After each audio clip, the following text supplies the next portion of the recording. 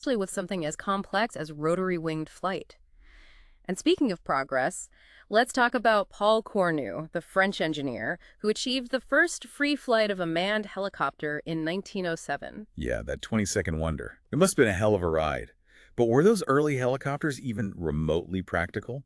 Or were they just death traps waiting to happen? Let's just say safety standards weren't exactly a top priority back then. Those early choppers were rickety contraptions held together with hope and duct tape, prone to vibration instability and unpredictable behavior. Not exactly the kind of thing you'd want to take for a Sunday joyride. Sounds like you needed a death wish to climb into one of those things. But those fearless or maybe crazy pioneers kept pushing the limits, right?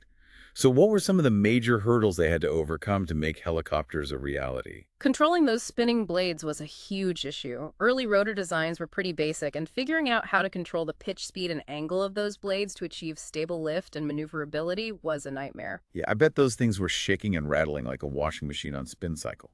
But they eventually figured it out, right? Slowly but surely, engineers started experimenting with different rotor designs, blade shapes, and control mechanisms.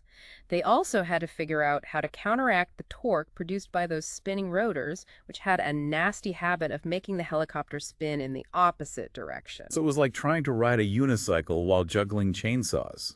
Talk about a recipe for disaster. That's a pretty accurate analogy, but eventually they came up with solutions like tail rotors and coaxial rotors, which helped to stabilize those wild whirly birds. So they were starting to tame those spinning beasts.